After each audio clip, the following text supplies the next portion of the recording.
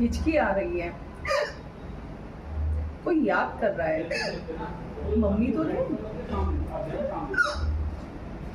नहीं नहीं, दीदी याद कर रही हैं। पेट में भी दर्द रुक गया, ये तो रुक ही नहीं रही है। कहीं कोई बीमारी तो नहीं हो गई? क्या आपके साथ भी ऐसा होता है? समझ नहीं आता?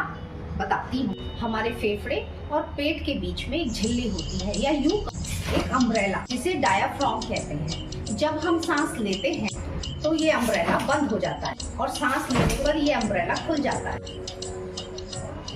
कभी कभी हम जल्दी जल्दी खाना खा लें, या खाना बहुत तीखा, या किसी वजह से हमारे शरीर में पानी की कमी हो गई हो, हमारा डायाफ्राम जर्क लेने लगता है, हमारे वोकल कॉर्ड बंद हो जाते हैं और सांस हमारी हिचकी के रूप में बाहर आने लगती है। इलाज क्या करें?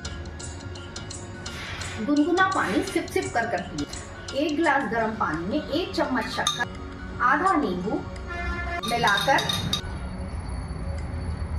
सिप सिप कर पिए। इससे हमारा इरिटेटेड डायफ्राम रिलैक्स हो जाएगा और हिचकी बंद हो जाएगी। अगर 24 से लेके 48 घंटे तक आपकी हिचकी बंद ना हो तो डॉक्टर को जरूर दिखा लें। हो सकता है किसी बीमारी के लक्षण हो।